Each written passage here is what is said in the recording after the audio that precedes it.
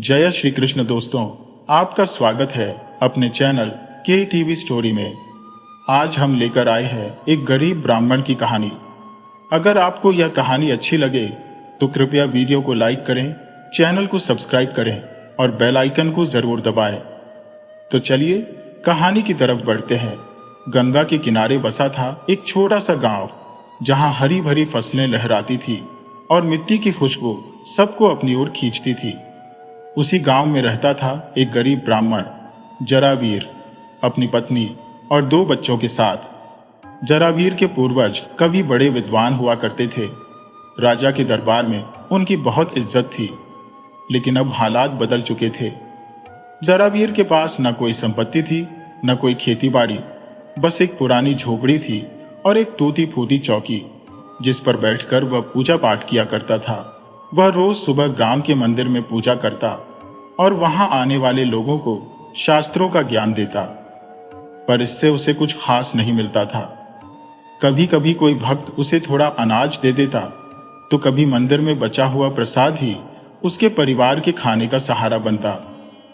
कई बार ऐसा भी हुआ कि जरावीर को भूखे पेट ही सोना पड़ा, लेकिन उसने कभी किसी से मदद नहीं मांगी।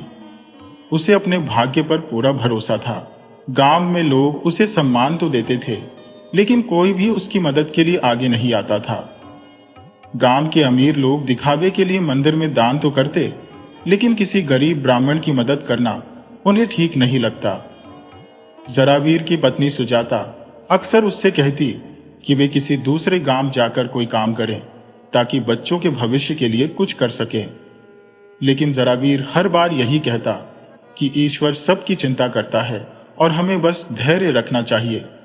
एक दिन की बात है, जरावीर के घर में खाने का एक भी दाना नहीं था। बच्चे भूख से रो रहे थे, सुजाता भी रो रही थी।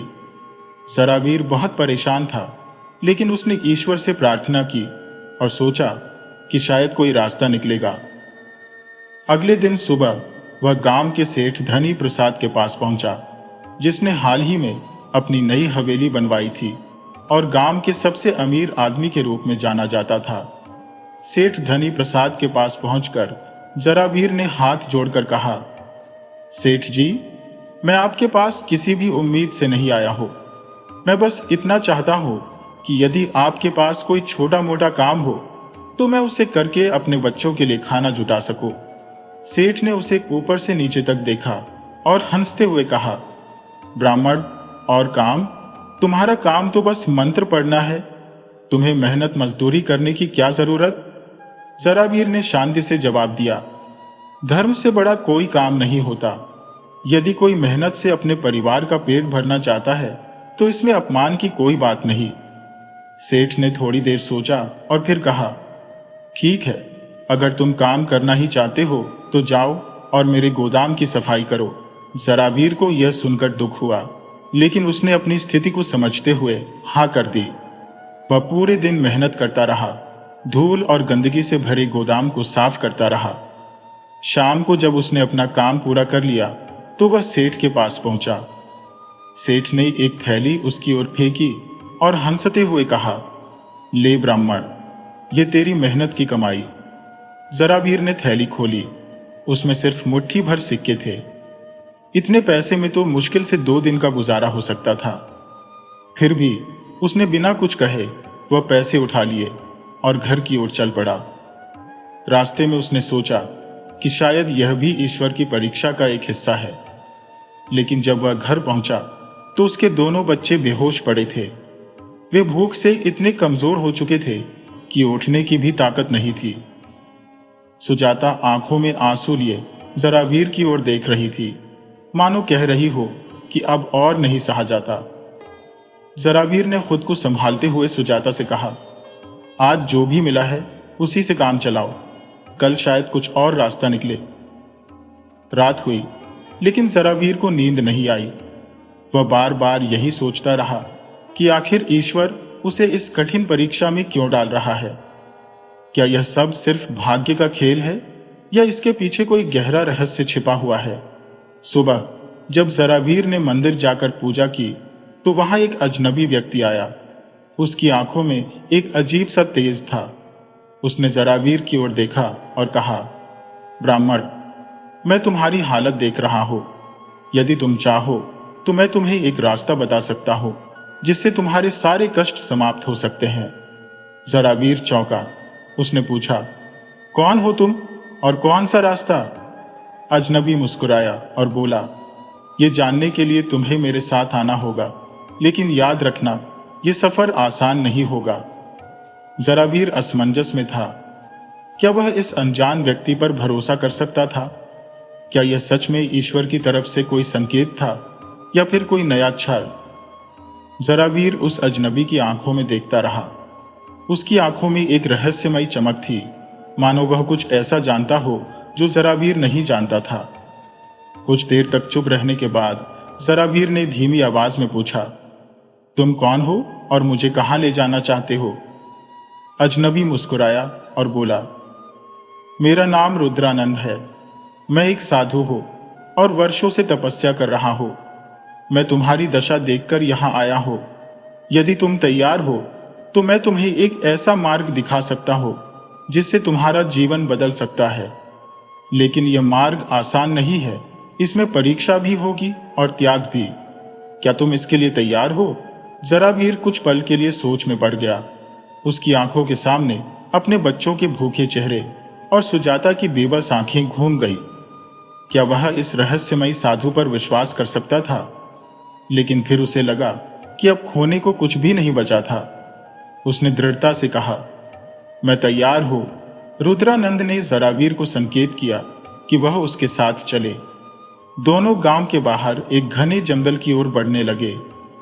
जंगल में कदम रखते ही जरावीर को हल्की ठंडक महसूस हुई। हवा में एक अजीब सी खुशबू थी जो उसे पहले कभी महसूस नहीं हुई थी। पक्षियों की आवाजें गूंज रही थी और कभी कभी किसी जंगली जानवर की डरावनी चीख भी सुनाई दे जाती थी। चलते चलते जरावीर को एहसास हुआ कि यह कोई सामान्य जंगल नहीं था। यहाँ का वातावरण किसी रहस्य से भरा था। उसने साधु से पूछा, हम कहाँ जा रहे हैं? रुद्रानंद बिना रुके बोला, सत्य की ओर। जरावीर को यह जवाब समझ नहीं आया, लेकिन उसने आगे कुछ नहीं पूछा। लगभग 2 घंटे चलने के बाद वे एक विशाल बरगद के पेड़ के पास पहुंचे। पेड़ के नीचे एक पुराना पत्थर का चबूतरा था जिस पर कुछ रहस्यमयी चिन्ह खुदे हुए थे। साधु ने जरावीर को बैठने का संकेत किया और खुद भी ध्यान मुद्रा में बैठ गया। कुछ देर तक चुप रहने के बाद उसने धीरे से कहा, अब समय आ गया है कि तुम्हें अपने भाग्य का सच पता चले। जरावीर चौंक गया। भाग्य का सच? साधु ने आंखें खोली और कहा, हाँ, तुम्हारा दुर्भाग्य कोई संयोग नहीं है। यह तुम्हारे पूर्व जन्मों के कर्मों का फल है। लेकिन यदि तुम हिम्मत दिखाओ तो इस दुर्भाग्य को सौभाग्य में बदल सकते हो। जरावीर को कुछ समझ नहीं आया। वह कुछ कहता, इससे पहले ही साधु ने अपने झोले से एक ताम्र पत्र निकाला जिस पर प्राचीन लिपि में कुछ लिखा हुआ था। उसने जरावीर की ओर बढ़ाते हुए कहा, यह एक गुप्त मंत्र है। यदि तुम इसे विधि पूर्वक सिद्ध कर सको तो तुम्हारी सारी विपत्तियां दूर हो जाएंगी। लेकिन ध्यान रहे, यदि मन में कोई छल कपट हुआ या कोई लोभ आया तो यह मंत्र तुम्हारे लिए विनाशकारी भी हो सकता है। जरावीर ने कांपते हाथों से ताम्रपत्र लिया और उस पर खुदे अक्षरों को पढ़ने की कोशिश की। लिपि कुछ जानी पहचानी सी लग रही थी, लेकिन स्पष्ट रूप से समझ नहीं आ रही थी। उसने साधु की ओर देखा। मुझे इसे पढ़ना नहीं आता। साधु मुस्कुराया। इसका ज्ञान केवल उन्हीं को मिलता है जो सच्चे हृदय से इसे समझना चाहते हैं। तुम कुछ दिन तक यहां रहो, मैं तुम्हें इस मंत्र की साधना करना सिखाऊंगा। यदि तुम सफल रहे तो तुम्हारा जीवन बदल जाएगा। जरावीर ने अपने घर की चिंता की। उसकी पत्नी और बच्चे उसका इंतजार कर रहे होंगे। उसने साधु से कहा, मुझे अपने परिवार को बताए बिना यहां रहना ठीक नहीं लगेगा। मैं उनके बिना नहीं रह सकता। साधु ने सिर हिलाया। यह भी परीक्षा का एक हिस्सा है, लेकिन यदि तुम जाना चाहते हो तो जा सकते हो। पर याद रखना, यदि तुम वापस आए तो यह तुम्हारे लिए आखिरी अवसर होगा। जरावीर के मन में उथल पुथल मच गई। एक तरफ उसका परिवार था जो भूखा प्यासा उसका इंतजार कर रहा था, और दूसरी तरफ यह रहस्यमयी अवसर जिससे शायद उसका भाग्य बदल सकता था।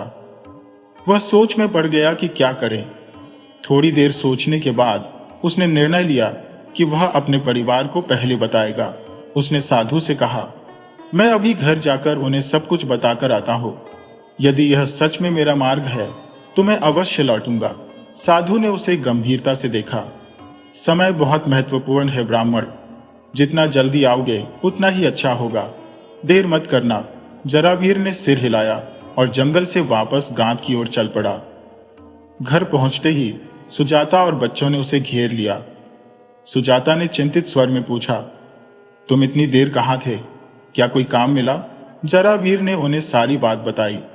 उसने बताया कि कैसे एक रहस्यमयी साधु मिला और उसने उसे एक गुप्त मंत्र की साधना का अवसर दिया है। सुजाता उसकी बातें सुनकर घबरा गई। अगर यह कोई छल हुआ तो? अगर वे तुम्हें किसी मुसीबत में डाल दें तो? जरावीर ने उसे सांत्वना दी। मुझे विश्वास है कि यह साधु कोई साधारण व्यक्ति नहीं है। उनकी बातों में सच्चाई थी। और फिर हमारी स्थिति इससे बुरी और क्या हो सकती है? सुजाता ने कुछ नहीं कहा। वह जानती थी कि जरावीर का मन बना हुआ है। उसने धीरे से कहा, अगर यह तुम्हारा निर्णय है तो मैं तुम्हें नहीं रोकूंगी। बस इतना वादा करो कि यदि किसी भी तरह का खतरा महसूस हो तो तुम वहां से लौट आओगे। जरावीर ने उसकी आंखों में देखा और वादा किया। उसने बच्चों को गले लगाया और अगले दिन सुबह फिर से जंगल की ओर चल पड़ा। इस बार उसका मन दृढ़ था। वह जानता था कि अब कोई और विकल्प नहीं बचा था। या तो वह इस रहस्यमयी साधना को सफलतापूर्वक पूरा करेगा या फिर उसका भाग्य हमेशा के लिए ऐसा ही बना रहेगा। जंगल में पहुंचते ही उसने देखा कि साधु उसकी प्रतीक्षा कर रहा था। उसके चेहरे पर हल्की मुस्कान थी, मानो वह जानता था कि जरावीर वापस आएगा। साधु ने बिना कुछ कहे संकेत किया कि वह उसके पास बैठे। जरावीर ने अपनी आंखें बंद की और साधु के बताए अनुसार मंत्र का उच्चारण करने लगा। धीरे धीरे उसे एक अनोखी अनुभूति होने लगी। चारों ओर की आवाजें धीरे धीरे गायब होने लगी और वह किसी अलग ही दुनिया में खोने लगा। उसे नहीं पता था कि आगे क्या होने वाला है, लेकिन इतना जरूर समझ गया था कि अब उसका जीवन पहले जैसा नहीं रहेगा। जरावीर की आंखें बंद थी।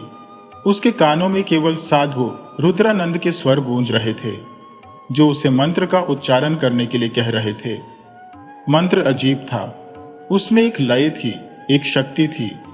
जैसे जैसे वह मंत्र दोहराता गया, उसे लगने लगा कि वह एक अलग ही दुनिया में प्रवेश कर रहा है। उसकी आंखों के सामने रंग बिरंगे प्रकाश फैलने लगे, शरीर हल्का महसूस होने लगा और मन धीरे धीरे शून्य की ओर बढ़ने लगा।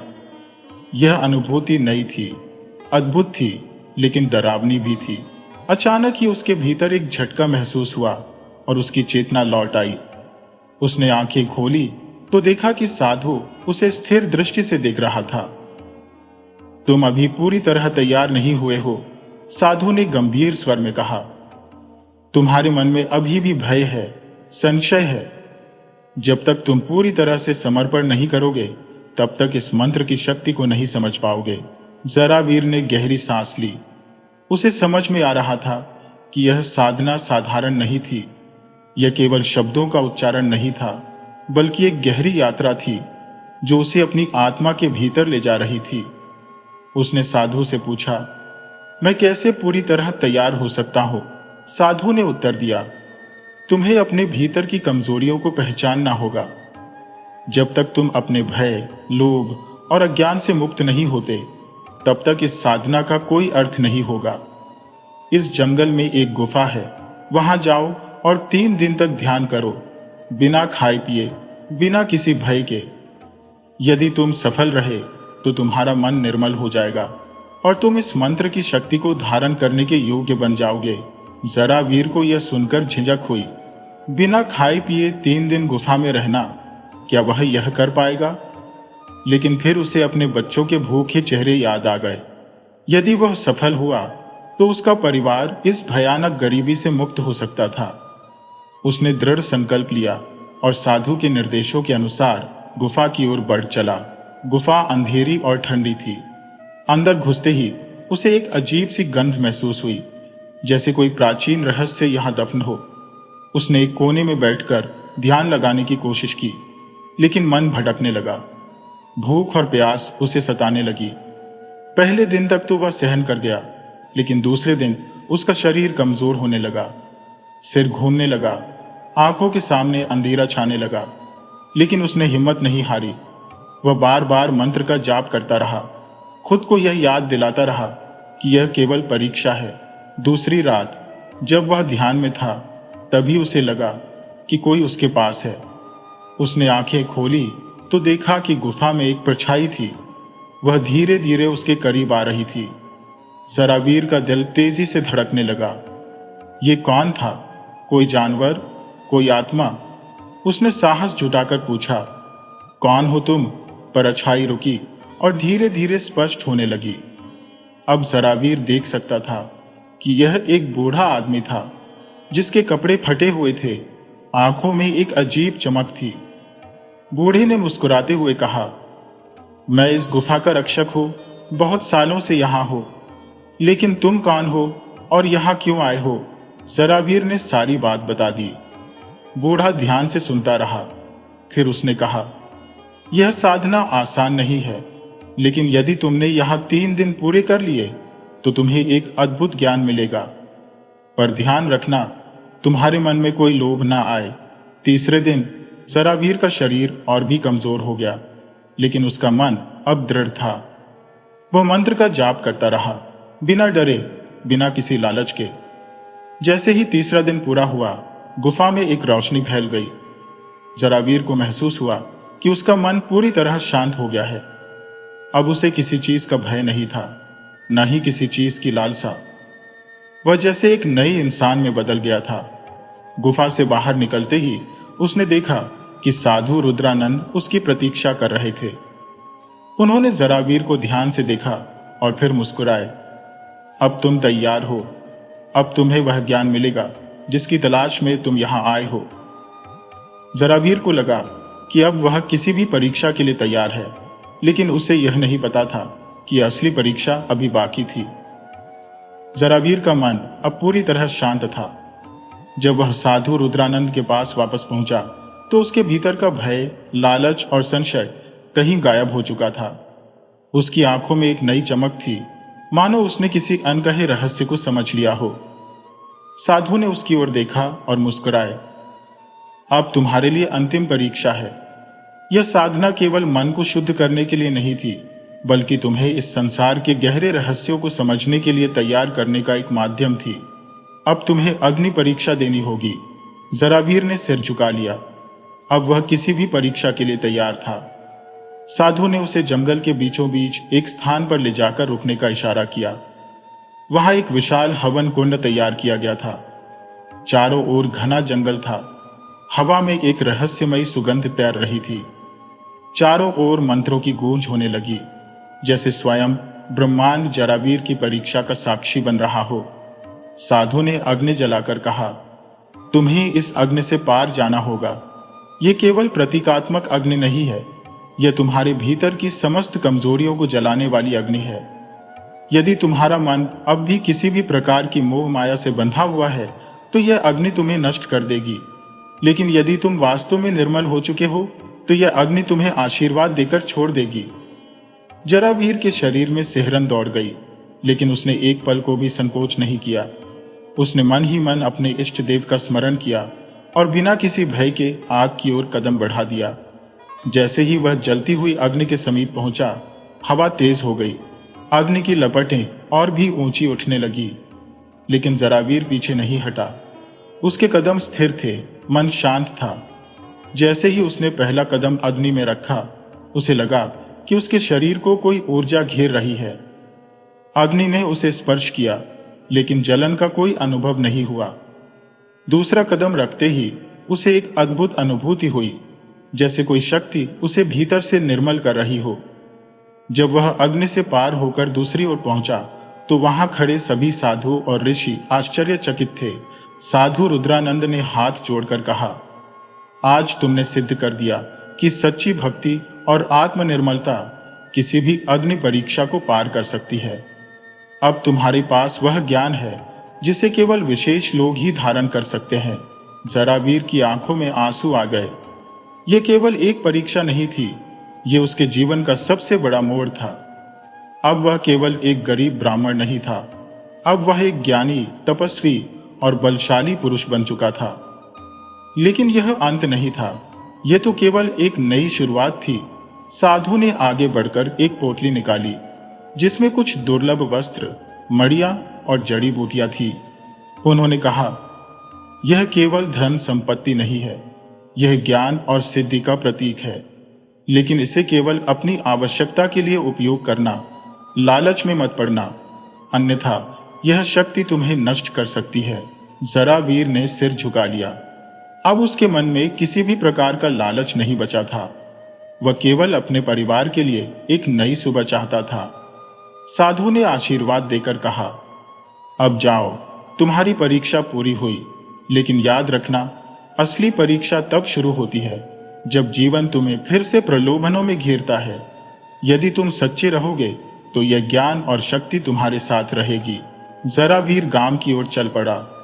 उसके हृदय में असीम शांति थी, आंखों में आत्मविश्वास था। लेकिन उसे यह नहीं पता था कि गांव पहुंचते ही उसकी परीक्षा का दूसरा चरण शुरू होने वाला था। जरावीर गांव की ओर बढ़ रहा था।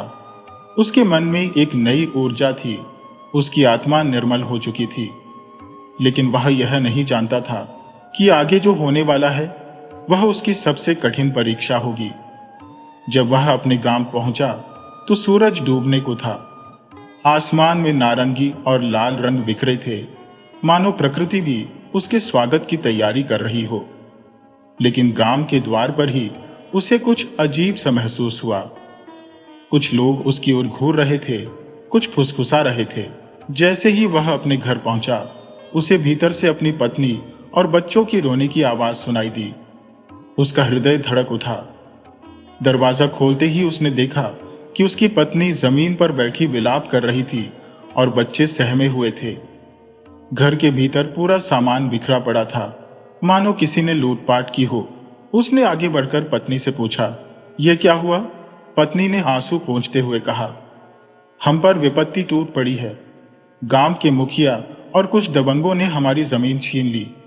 वे कह रहे थे कि तुमने किसी तांत्रिक से धन प्राप्त किया है और अब तुम्हारे पास कोई अधिकार नहीं बचा। उन्होंने कहा कि तुम्हें गांव से निकाल दिया गया है। जरावीर ने गहरी सांस ली। उसे अब समझ आया कि यह परीक्षा अभी खत्म नहीं हुई थी। वह सीधा गांव के मुखिया के घर की ओर बढ़ा। रास्ते में गांव के लोग उसे देखकर पीछे हट रहे थे। कोई भी उसकी ओर देखने की हिम्मत नहीं कर रहा था। जब वह मुखिया के घर पहुंचा तो वहां कई लोग जमा थे। जैसे ही उसने भीतर कदम रखा, मुखिया ने व्यंग्य से कहा, तो हमारे महान ब्राह्मण लौट आए। सुना है कि तुमने कोई गुप्त विद्या प्राप्त कर ली है। क्यों, अब तुम हमें श्राप दोगे? जरावीर ने शांत स्वर में कहा, मैं श्राप देने नहीं आया, मैं न्याय मांगने आया हूं। मेरी जमीन मुझे वापस चाहिए। मुखिया ठहाका लगाकर हंस पड़ा। न्याय? ये गांव तुम्हारे जैसे गरीब ब्राह्मणों के लिए नहीं है। तुम्हारे पास जो कुछ भी था वह अब हमारा है। अगर तुम्हें अपनी जमीन चाहिए तो पहले साबित करो कि तुमने धन कैसे प्राप्त किया, वरना हम तुम्हें गांव से निकाल देंगे। गांव के कुछ बुजुर्गों ने बीच बचाव करने की कोशिश की, लेकिन मुखिया और उसके साथियों का अहंकार चरम पर था। जरावीर को समझ आ गया था कि अब केवल शब्दों से न्याय नहीं मिलेगा। उसने आंखें बंद की और साधु रुद्रानंद द्वारा दी गई शक्ति को भीतर महसूस किया। जब उसने आंखें खोली तो वहां मौजूद सभी लोगों को उसकी आंखों में एक दिव्य तेज दिखाई दिया। अचानक हवा तेज चलने लगी, पेड़ सरसराने लगे। जरावीर ने अपने हाथ उठाए और कहा, अगर मैंने किसी अधर्म से धन प्राप्त किया है तो इस पृथ्वी पर मुझे अभी दंड मिल जाए, लेकिन यदि मैं सत्य पर हूं तो यह संसार मेरे पक्ष में होगा। जैसे ही उसने यह शब्द कहे, मुखिया और उसके साथी सहम गए। अचानक जमीन पर कंपन होने लगा।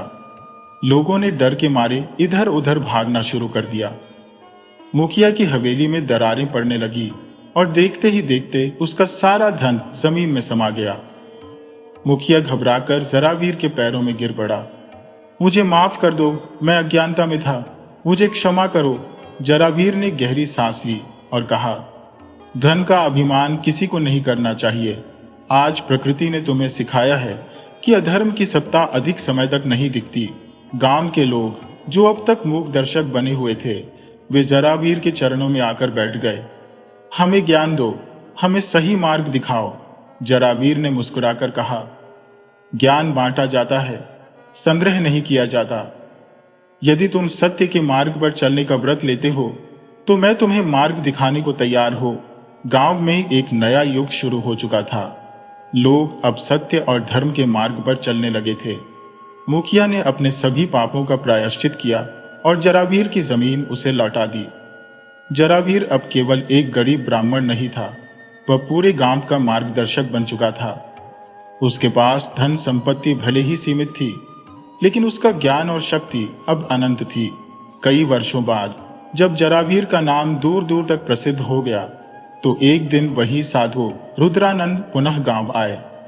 उन्होंने जरावीर को देखा और मुस्कुराकर कहा, अब तुम सच में एक सच्चे ब्राह्मण बन चुके हो। अब तुम्हें किसी भी परीक्षा की आवश्यकता नहीं, तुमने स्वयं को सिद्ध कर दिया है। जरावीर ने अपने गुरु के चरण छुए और कहा, गुरुदेव, मैं आज जो भी हो वह आपके कारण हो। लेकिन यह भी सत्य है कि परीक्षा कभी समाप्त नहीं होती। जीवन स्वयं एक परीक्षा है और जब तक हम इस संसार में हैं, तब तक सीखते रहना ही हमारा धर्म है। साधु रुद्रानंद ने आशीर्वाद दिया और कहा, यही सच्चा ज्ञान है। जाओ, अपने ज्ञान से इस संसार को रोशन करो।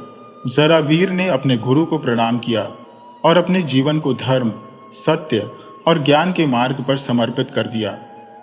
वह गरीब ब्राह्मण जिसने एक समय अन्न के लिए संघर्ष किया था, अब न केवल अपने गांव बल्कि पूरे राज्य में सम्मानित व्यक्ति बन चुका था। उसकी गरीबी अब केवल भौतिक रूप में थी, लेकिन ज्ञान और शक्ति की दृष्टि से वह सबसे धनी व्यक्ति था। कहानी समाप्त हुई, लेकिन उसकी गूंज युगों तक बनी रही।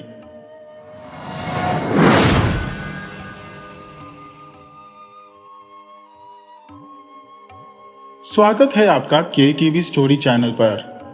यहाँ आपको नई नई और दिलचस्प कहानियां मिलती है। अगर आप पहली बार इस चैनल पर आए हैं तो चैनल को सब्सक्राइब कर लीजिए और वीडियो अच्छी लगे तो कमेंट और लाइक करना बिल्कुल मत भूलिए। दोस्तों, हर एक कहानी हमें जीवन में कुछ न कुछ सिखाती है। कई बार इंसान हालातों की रेत में ऐसा फंसता है कि उसे कुछ भी दिखाई नहीं देता। उसकी मेहनत भी बेकार हो जाती है और उसकी बुद्धि भी कोई हल नहीं ढूंढ पाती। यहाँ तक कि उसकी सुंदरता और अच्छी बोलचाल भी सिर्फ दिखावा लगने लगती है। क्या जीवन सिर्फ एक संघर्ष है या फिर इन बातों से ऊपर कुछ और है जो हमारी कामयाबी का कारण बनता है? तो तैयार हो जाइए, क्योंकि यह यात्रा आपके दिल को हिला देगी। वो एक ऐसा दिन था जब रेत तंदूर की तरह तप रही थी और लू के थपेड़े हर किसी को झुलसा रहे थे।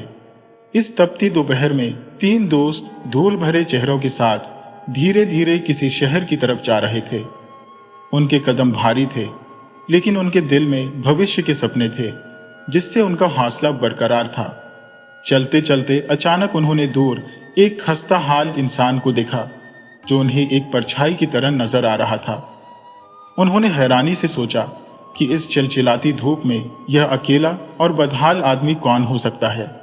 उनमें से एक ने कहा, वह कौन होगा? और फिर तीनों एक दूसरे की तरफ देखने लगे। तीनों दोस्त उस आदमी की तरफ चल दिए। इधर वह दुखी आदमी, जिसका नाम वीरेंद्र था, अपना जीवन बचाने की कोशिश कर रहा था। उसके सभी साथी और नजदीकी दोस्त मौत के घाट उतारे जा चुके थे। वह जख्मी हालत में इस तपते रेगिस्तान को पार करने की कोशिश कर रहा था। अब उसे लगा कि जैसे उसकी आखिरी सांसें चल रही है।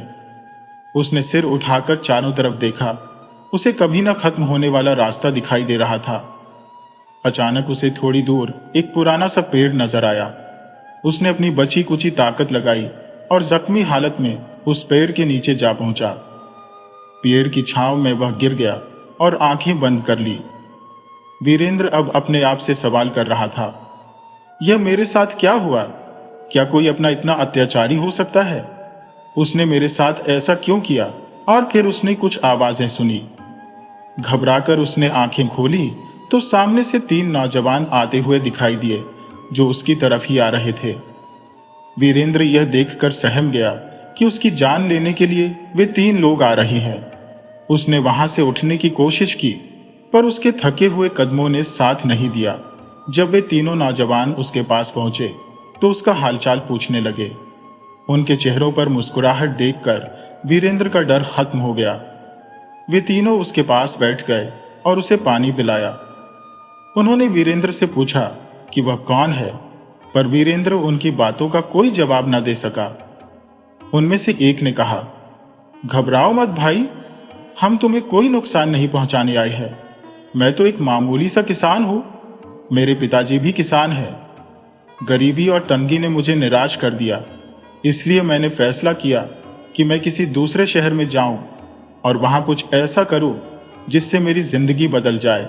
दूसरे मुसाफिर ने कहा, मैं एक व्यापारी हूं। मैंने अपनी मेहनत और अक्लमंदी से व्यापार में सफलता हासिल की और बहुत पैसा कमाया, लेकिन मेरी एक कमजोरी है कि मैं दूसरों पर बहुत जल्दी विश्वास कर लेता हूं। इसी आदत के कारण मुझे व्यापार में धोखा मिला और मेरा सब कुछ लुट गया। जो भी मैंने इतने सालों की मेहनत से कमाया था, वह सब एक पल में खत्म हो गया। मैं अपनी किस्मत आजमाने के लिए अपने दोस्तों के साथ निकला हूं। तीसरे मुसाफिर ने दुख भरे लहजे में कहा, मैं एक अमीर और इज्जतदार घराने से हूं। मेरा पालन पोषण बहुत अच्छे घर में हुआ, लेकिन एक दिन मुझ पर ऐसा इल्जाम लगाया गया जिसके बारे में मैंने सोचा भी नहीं था। मेरे पिताजी को मेरी बेगुनाही का विश्वास नहीं हुआ और उन्होंने मुझे घर से निकाल दिया। आज मैं बेघर और बेसहारा होकर दर दर की ठोकरें खा रहा हूं। जब तीनों ने अपनी बातें खत्म की तो उन्होंने वीरेंद्र से पूछा कि वह अपने बारे में बताए। वीरेंद्र बोला, मैं तो सिर्फ उस परमात्मा पर विश्वास रखने वाला एक मामूली सा आदमी हूं। इसके अलावा मेरा किसी और से कोई संबंध नहीं। वे तीनों दोस्त वीरेंद्र की बातें सुनकर सोच में पड़ गए। एक ने कहा, आपकी बातों से लगता है कि आप कोई आम इंसान नहीं है। आपकी बातों में बहुत गहराई है। आप हम पर भरोसा कीजिए और बताइए कि आप असल में कौन है। वीरेंद्र ने एक लंबी सांस भरी और कहा, मैं एक रियासत का राजा हूं। यह सुनकर तीनों मुसाफिर हैरान रह गए और उसकी तरफ देखने लगे। वीरेंद्र ने आगे कहा, समय कभी किसी के साथ एक सा नहीं रहता, चाहे वह आम इंसान हो या राजा। मेरे पिता ने अपनी जिंदगी बड़ी ईमानदारी और लोगों की सेवा में गुजारी। उनकी मौत के बाद राजा गद्दी मुझे मिली।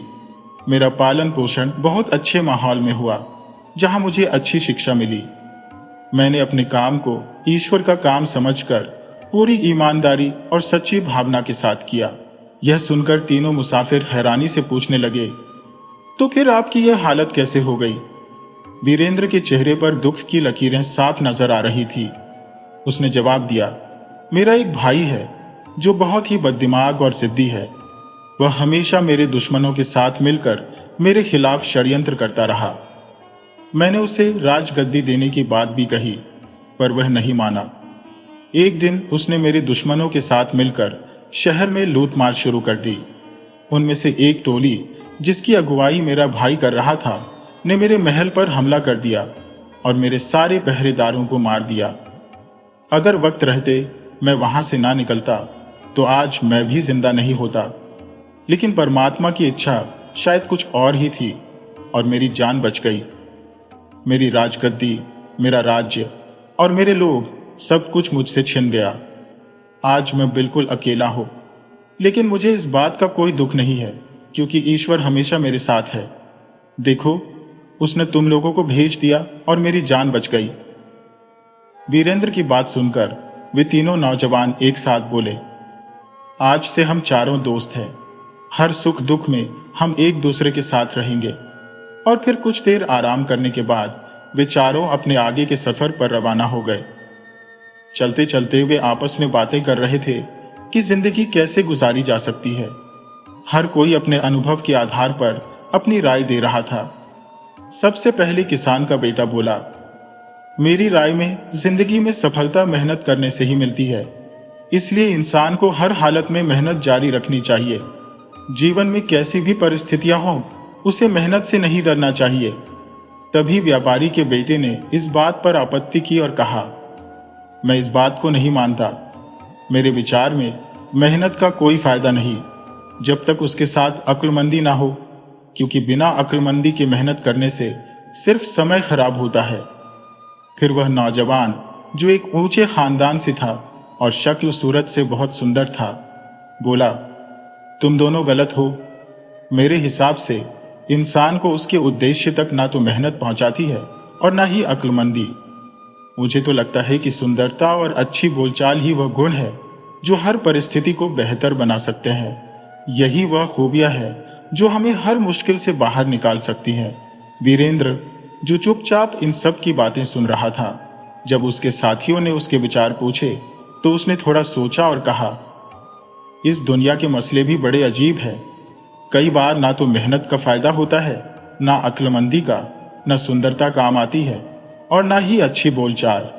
मेरी जिंदगी के अनुभव ने मुझे सिखाया है कि इंसान की किस्मत परमात्मा के हाथ में है। मनुष्य अपने सामर्थ्य के अनुसार उसी के बनाए रास्तों पर चलता है। बाकी सब बातें बेकार है। जब तक उस परमात्मा की इच्छा ना हो, इंसान का कोई गुण उसके काम नहीं आता। चारों दोस्तों की बहस किसी नतीजे पर नहीं पहुंची।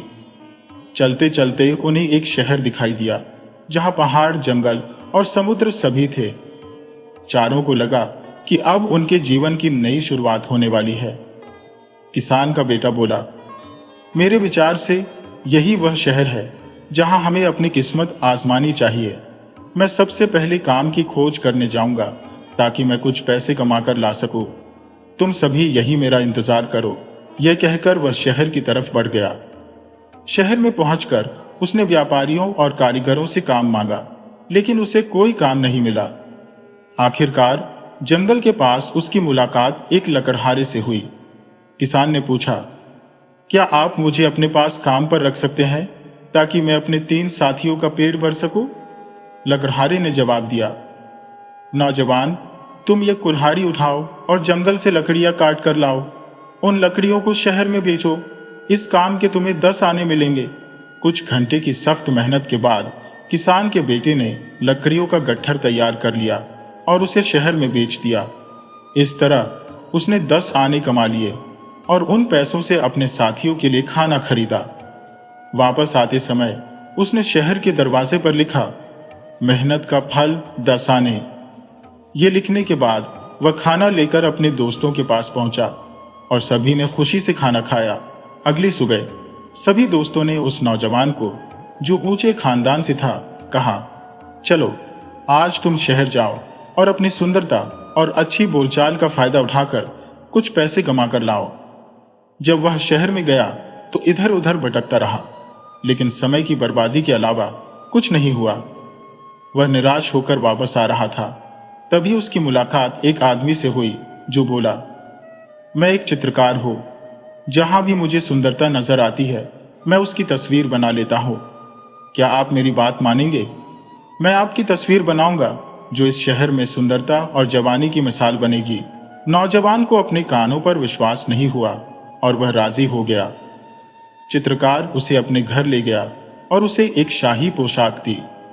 नौजवान ने वह कपड़े पहने और चित्रकार के कहने पर बैठ गया। चित्रकार ने उसकी तस्वीर बनानी शुरू कर दी। जब काम पूरा हुआ तो उसने नौजवान को 2 चांदी के सिक्के दिए। नौजवान बहुत खुश हुआ और उसने मंडी से खाने पीने की चीजें, कपड़े, जूते सब खरीदे।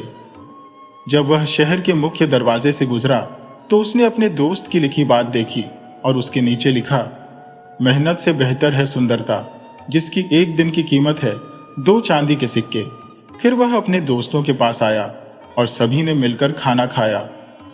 सभी ने नए कपड़े पहने और उनके कुछ दिन बड़ी खुशी से गुजर गए। जब पैसे खत्म हो गए तो वीरेंद्र ने व्यापारी के बेटे से कहा, अब तुम्हारी बारी है। अपनी अक्लमंदी को आजमाओ और हमारे लिए कुछ खाने को लेकर आओ। व्यापारी का बेटा शहर की तरफ चल दिया। वह इस शहर में अनजान था और समझ नहीं पा रहा था कि क्या करे। वह बाजार की तरफ गया। तभी उसने देखा कि सभी व्यापारी अपना काम छोड़कर समंदर की तरफ जा रहे हैं। वह भी उनके पीछे चलने लगा। समंदर के किनारे पर उसने एक बड़ा समुद्री जहाज देखा जो माल से भरा था। व्यापारी उस जहाज पर चढ़ गए और मालिक से माल खरीदने की बात करने लगे, लेकिन कीमत ज्यादा होने के कारण वे कुछ नहीं खरीद सके और चले गए।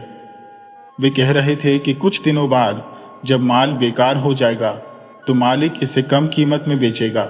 जब सभी व्यापारी चले गए तो नौजवान व्यापारी ने जहाज के मालिक से सारा माल खरीदने की बात की और उनका सौदा 1000 स्वर्ण मुद्राओं में तय हुआ।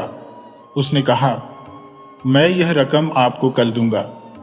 फिर वह शहर में गया और ऐलान किया कि उसने समुद्री जहाज का सारा माल खरीद लिया है। शहर के व्यापारी जो उस माल को खरीदना चाहते थे उसके पास आए और माल खरीदने की बात करने लगे। बातचीत के बाद उन्होंने वह माल 1100 सोने की अशर्फियों में खरीद लिया। नौजवान ने व्यापारियों से रकम ली, जहाज के मालिक को 1000 सोने के सिक्के दिए और माल व्यापारियों को दे दिया। इस तरह उसने 100 सोने के सिक्के मुनाफे में कमा लिए। जब वह शहर के मुख्य दरवाजे से निकला तो उसने अपने दोस्तों की लिखी बातें देखी और उनके नीचे लिखा, बुद्धि सबसे बड़ी ताकत है, इसकी एक दिन की कीमत है 100 स्वर्ण मुद्राएं। अब उन चारों दोस्तों ने इस रकम से कई हफ्तों तक आराम से गुजारा किया। जब पैसे खत्म हो गए तो उन्होंने वीरेंद्र से कहा, अब तुम्हारी बारी है। तुम मेहनत, सुंदरता और बुद्धि पर यकीन नहीं रखते। अब जाओ और अपनी किस्मत के सहारे हमारे लिए कुछ पैसे कमा कर लाओ।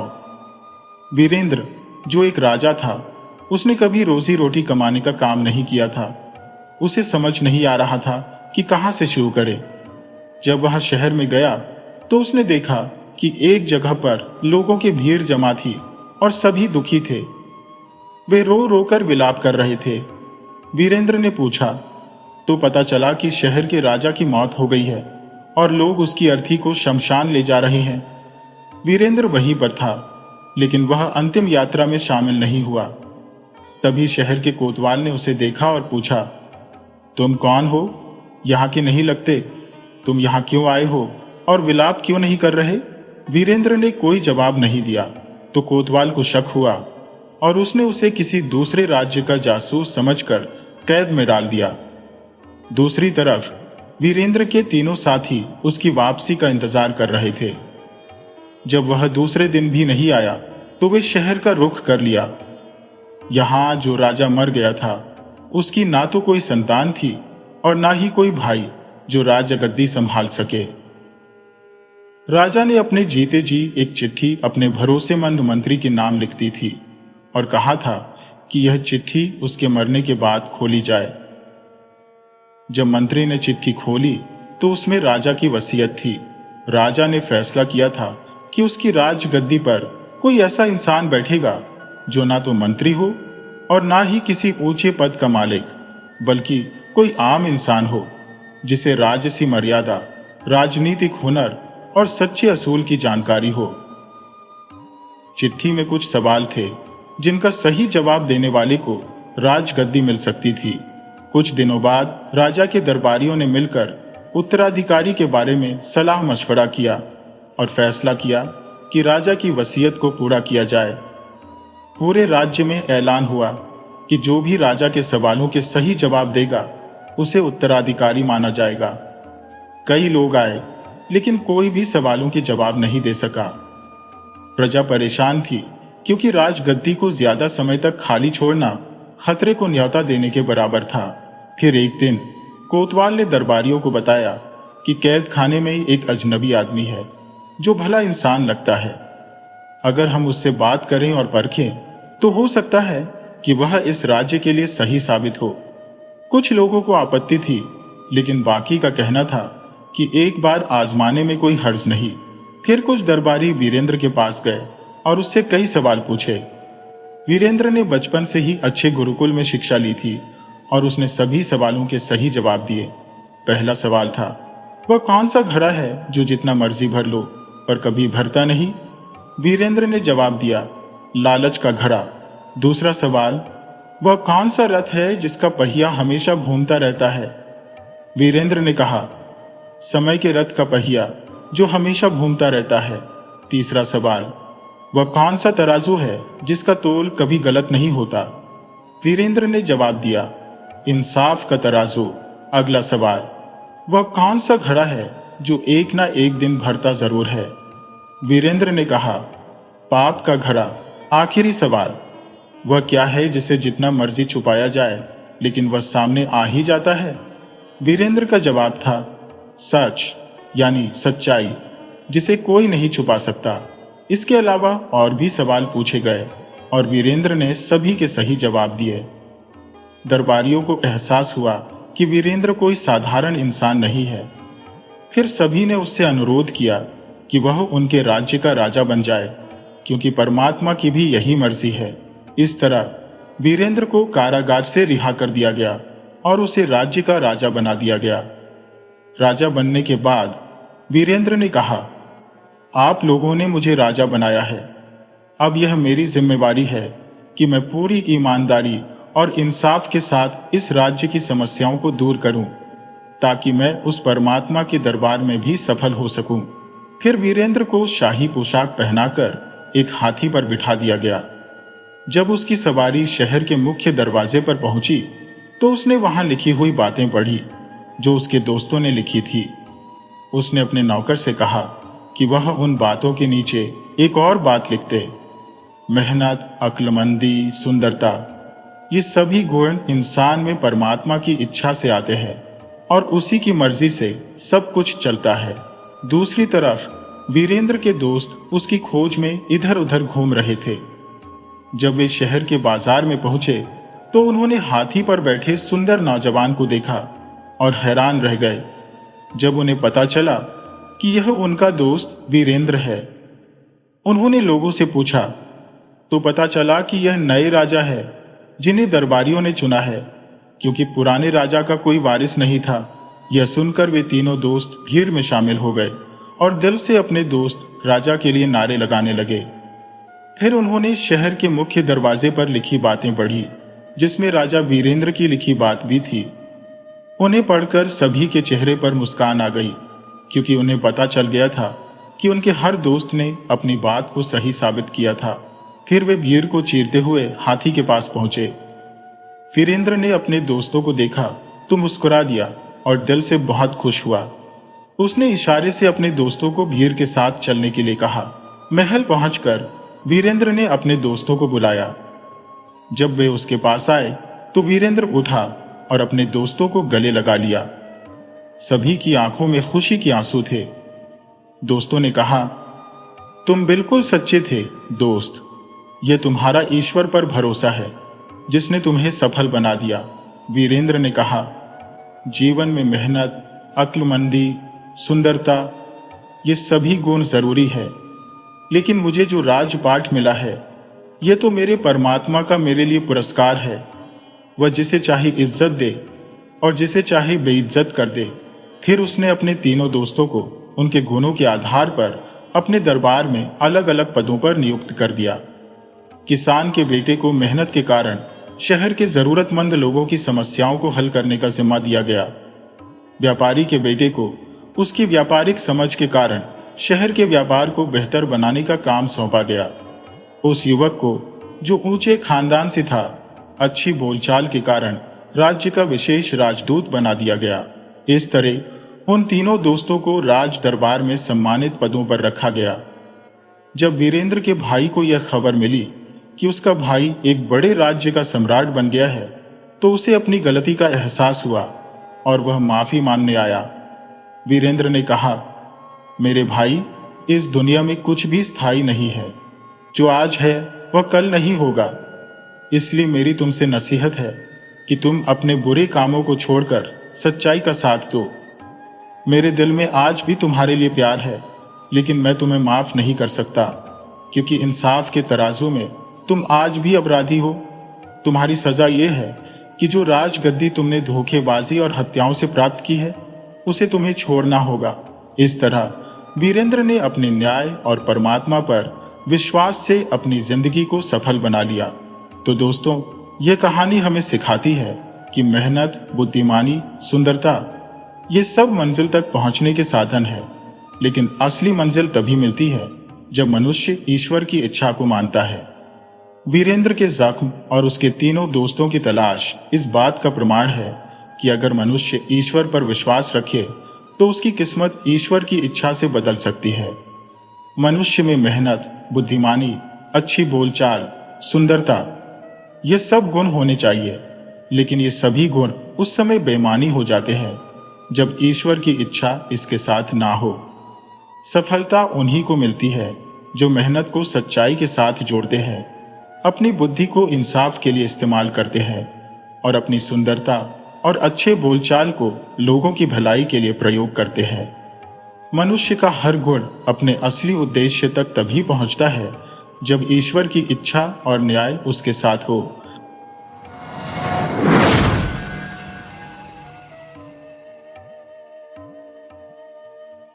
मनसापुर नाम के एक गांव में मोहन नाम का एक आदमी रहता था, जो लकड़ी काटकर अपना जीवन यापन करता था।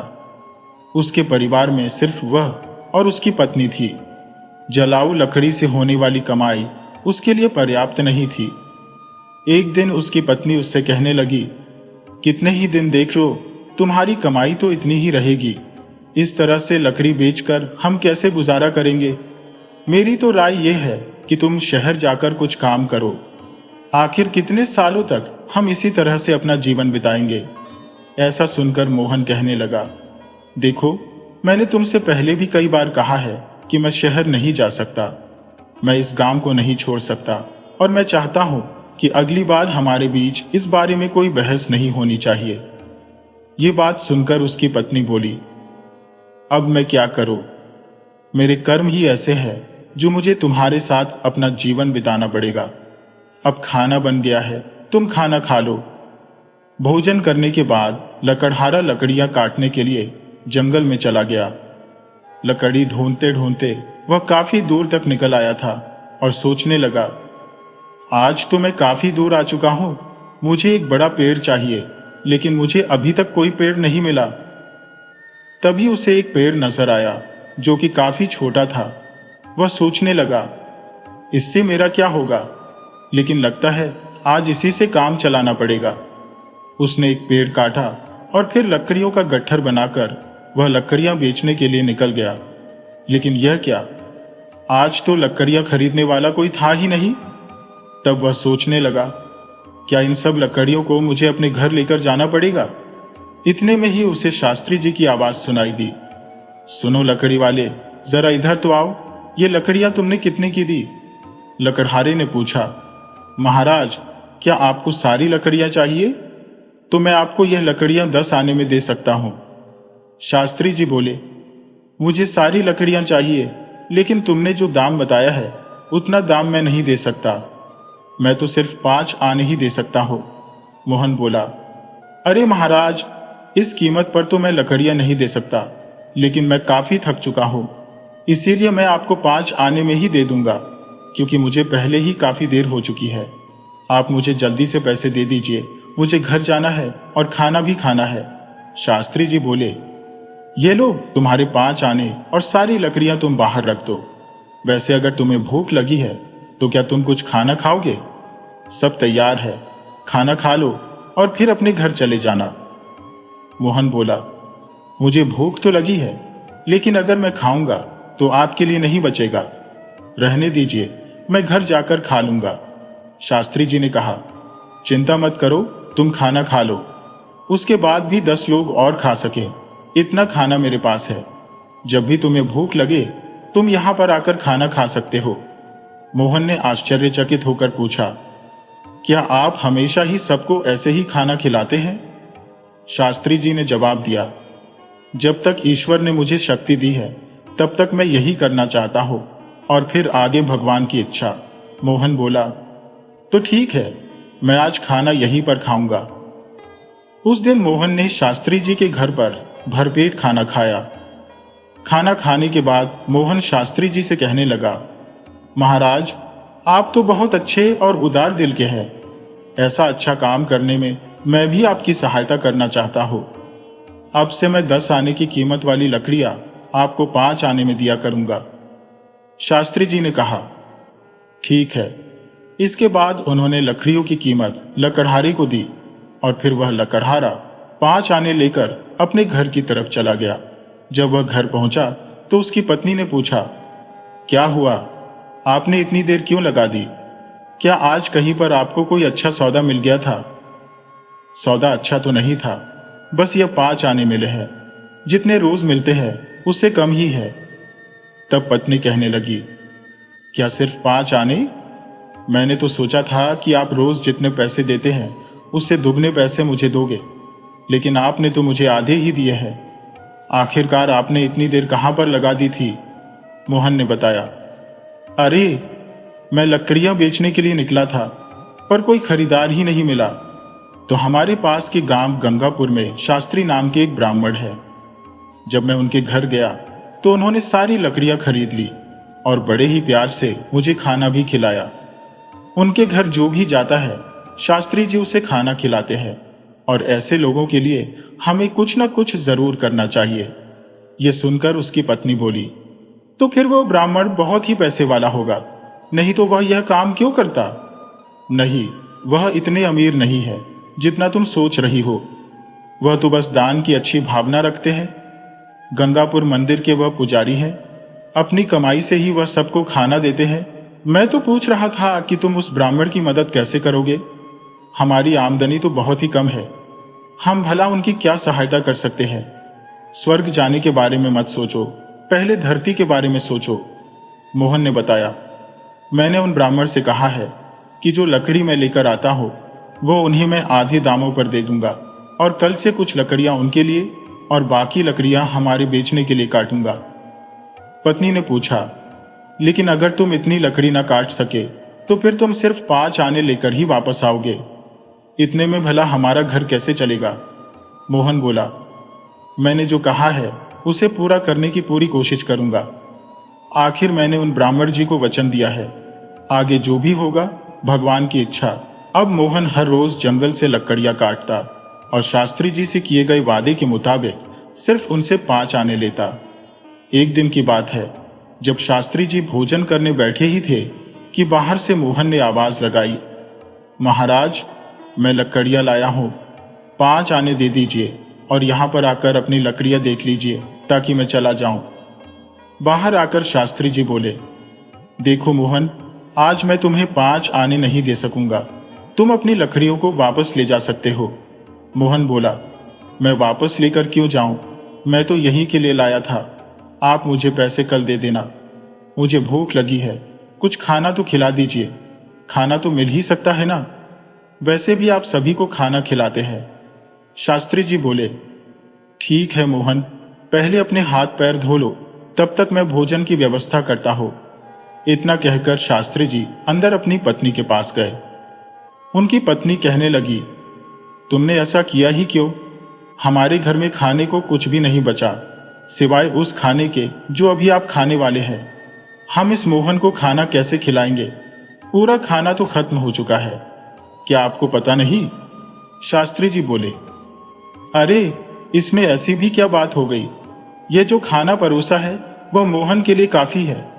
मैं सोच रहा हूं कि आज उपवास रख लूं। ये सुनकर उसकी पत्नी बोली, मुझे ये बताओ कि तुम ऐसा कितनी बार करोगे? जब हमारे पास इतना नहीं है तो आप यह सब क्यों करते हैं? शास्त्री जी बोले, यह सब देने वाला भगवान है, तुम तो पहले मोहन को खाना खिलाओ। इसके बाद शास्त्री जी ने मोहन को खाना खिलाया। भले ही उन्हें खुद उपवास रखना पड़ा हो, एक दिन हमेशा की तरह मोहन लकड़ियां काटने के लिए जंगल में गया। जंगल के सामने के सारे सूखे पेड़ वो पहले ही काट चुका था। सूखे पेड़ की तलाश में वह जंगल के काफी अंदर तक चला गया। वह मन में सोच रहा था, आज तो मैं जंगल के काफी अंदर तक आ गया हूं। इससे पहले मैं कभी इतने अंदर तक नहीं आया। मुझे सावधान रहना चाहिए। यहां पर जंगली जानवर भी हो सकते हैं। अगर मुझे कुछ हो गया तो मेरी पत्नी का क्या होगा? इतने में ही उसे एक सूखा पेड़ नजर आया। उसे वह सूखा पेड़ बिल्कुल सही लगा। सोचने लगा, अगर मैं किसी तरह से इस पेड़ की एक शाखा भी काट लूं तो मेरे लिए काफी होगी। ये सोचकर वह पेड़ पर चढ़ गया। शाखा सूखी होने के कारण बगल के ही पेड़ के नीचे एक मिट्टी के टीले पर जा गिरी। उस मिट्टी के टीले के अंदर से एक साधु निकला और वह गुस्से में कहने लगा, मेरी तपस्या किसने भंग की? लगता है वो तुम ही थे। मैं तुम्हें श्राप देता हूं कि तुम इसी वक्त कुत्ते बन जाओगे। मोहन रोते हुए बोला, अरे महाराज, मुझे नहीं पता था कि पेड़ के नीचे आप बैठे हैं। साधु ने कहा, मैं पिछले कई सालों से यहां पर तपस्या कर रहा हूं और तुमने मेरी तपस्या भंग की है। इसका दंड तो तुम्हें भुगतना ही पड़ेगा। मोहन बोला, मैं तो रोज यहां पर पेड़ काटने के लिए आता हूं और जलाऊ लकड़ी ले जाकर बेचता हूं। महाराज, मैंने जानबूझकर ऐसा नहीं किया। मुझे माफ कर दीजिए। कृपया करके अपने इस श्राप को वापस ले लीजिए। साधु बोला, मैंने क्रोध में आकर तुम्हें श्राप दे दिया क्योंकि तुमने मेरी तपस्या भंग की है। अब इस श्राप को वापस लेना संभव नहीं है, पर मैं तुम्हें एक उपाय बताऊंगा। तुम ऐसे लोगों को ढूंढो जो सबसे अच्छा दान देते हो। उनके खाना खा लेने के बाद अगर उनका खाना बच जाए, यानी उनकी जूठन, उसे खाकर तुम श्राप से मुक्त हो जाओगे। अगर तुम अपने अभी के रंग से पूरी तरह से सफेद हो जाते हो तो तुम उस श्राप से मुक्त हो जाओगे। मोहन बोला, महाराज, मैं तो अपनी लकड़ियां बेचकर अपनी पत्नी को पैसों का सहारा देता हूं। अब मैं कुत्ता बन गया हूं तो मेरी पत्नी का क्या होगा? तुम्हारी पत्नी को कोई कमी नहीं होगी। भगवान उसकी व्यवस्था कर देंगे। जब तुम्हारा श्राप टूटेगा तो तुम फिर से मनुष्य बन जाओगे और तुम्हारा भाग्य बदल जाएगा। मोहन, जो कि कुत्ते में बदल चुका था, वह श्राप से मुक्ति पाने के लिए अपनी यात्रा शुरू करता है। सोचने लगा, मुझे सबसे अच्छा दान देने वाला कहां पर मिलेगा? मेरी तो कुछ भी समझ में नहीं आ रहा। हां, शास्त्री जी है ना, वह बड़े ही परोपकारी आदमी है।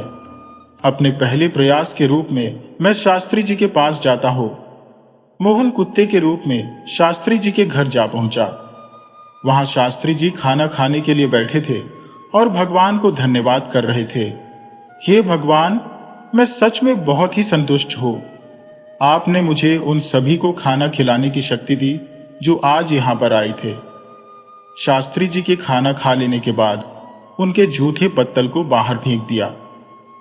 मोहन कुत्ते के रूप में वहां पर आया और शास्त्री जी के खाने के पत्तल पर जो खाना बचा हुआ था उसे खाने लगा।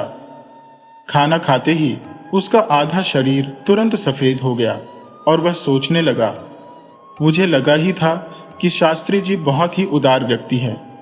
मुझे तुरंत ही आधे श्राप से मुक्ति मिल गई, लेकिन पूरी तरह से इस श्राप से मुक्त होने के लिए मुझे किसी दूसरे आदमी को ढूंढना पड़ेगा।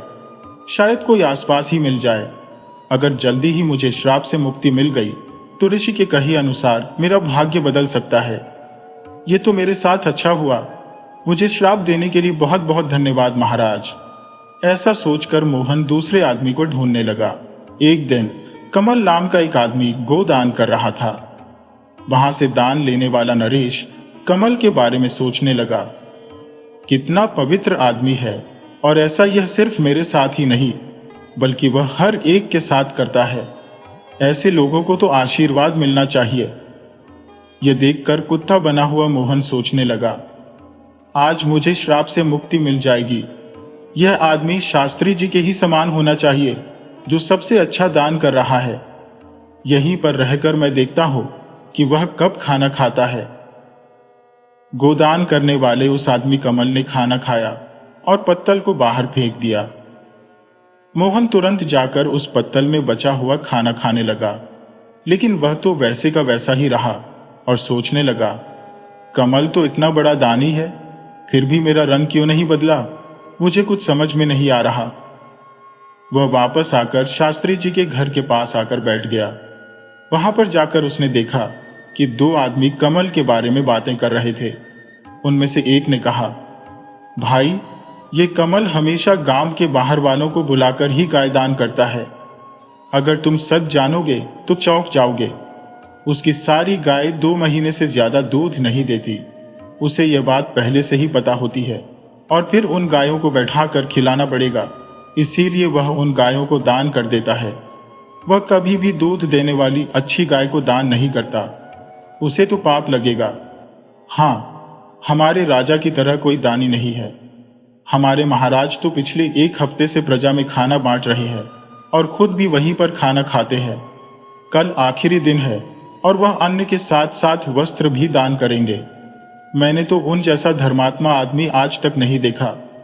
इतने में दूसरा आदमी कहने लगा, अरे ये तो कुछ भी नहीं, उन्होंने हमारे लिए अच्छी सड़कें बनवाई, हर जगह कुएं और तालाब खुदवाए। मेरा मतलब यह है कि उन्होंने बहुत कुछ किया। सच कहा तुमने, ऐसा धर्मात्मा तो आज तक मैंने नहीं देखा। यह सब कुछ सुनकर मोहन सोचने लगा, मैं जिस तरह के आदमी को ढूंढ रहा था, अवश्य ही वह राजा है। अगले दिन मोहन राजमहल के बाहर पहुंच गया, जहां पर राजा लोगों को दान कर रहा था। राजा के खाना खा लेने के बाद सैनिकों ने उसके जूठे पत्तल को बाहर फेंक दिया। यह देखकर मोहन उस पत्तल के पास गया और उसमें से खाना खाने लगा, लेकिन उसका रंग फिर भी नहीं बदला। राजा तो इतना बड़ा दानी है, फिर भी इतने महान और दानी राजा का भोजन करने के बाद भी मेरा रंग क्यों नहीं बदला? यह श्राप किसी दूसरी तरह का लगता है। मुझे तुरंत उन ऋषि महाराज के पास जाना चाहिए जिन्होंने मुझे श्राप दिया था। वह सीधा उन ऋषि महाराज के पास पहुंच गया। उसके आधे बदले हुए रंग को देखकर ऋषि उससे कहने लगे, लगता है कि तुम्हें अभी तक केवल एक ही आदमी मिला है जिसकी वजह से तुम्हारा आधा रंग ही बदला है। क्या तुम्हें कोई और नहीं मिला?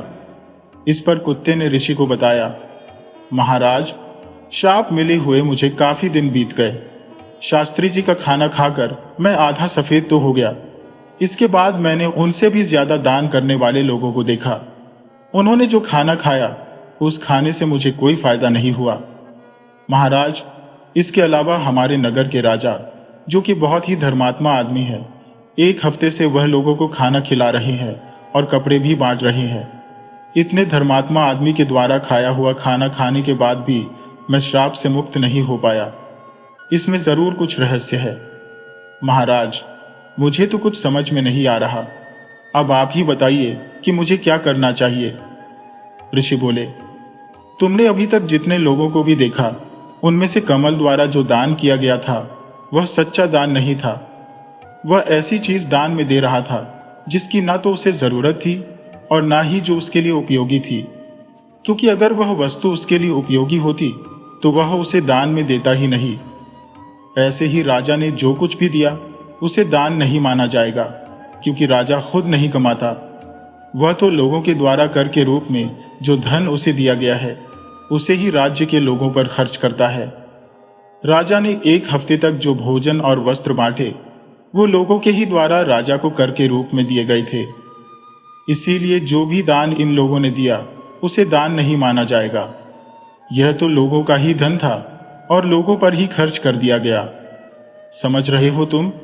इसने राजा का दान कहां पर है, इसीलिए राजा ने जो भोजन खाया उसको खाने के बाद भी तुम्हारे ऊपर कोई असर नहीं पड़ा और वह तुम्हें श्राप से मुक्त नहीं करवा सका। देखो, सही दान शास्त्री जी का है। उन्होंने भूखों को खाना खिलाया, भले ही उन्हें खुद खाना नहीं मिला, इसीलिए उनका दान ही सबसे अच्छा है। थोड़ी और कोशिश करो तो तुम श्राप से मुक्त होने में सफल हो जाओगे। मैं समझ गया महाराज, धन्यवाद। मोहन उदास मन से वहां से चला गया। चलते चलते उसे बहुत ही जोर की प्यास लगी तो वह सोचने लगा, कितनी दूर से चला आ रहा हूं, अब तो बहुत भूख लगने लगी है। अच्छा होगा अगर पास में ही कुछ खाना मिल जाए। वही पास में ही एक बूढ़ा आदमी घड़े में पानी ले जाता हुआ दिखाई दिया। वह बूढ़ा आदमी रोज घड़े में पानी लाता और गली में रास्ते से गुजरने वालों के लिए पानी के घड़े रखने के बाद वह बूढ़ा आदमी जो खाना लेकर आया था उसे निकालकर खाने लगा। मोहन बूढ़े आदमी के पास पहुंच गया। बूढ़े आदमी ने जब अपने नजदीक एक कुत्ते को देखा तो थोड़ा सा खाना उस कुत्ते को भी दे दिया। मोहन ने जब वह खाना खाया तो खाना खाते ही वह श्राप से मुक्ति पाकर मनुष्य के रूप में बदल गया। उसने बूढ़े आदमी को धन्यवाद किया और फिर वापस लौट गया।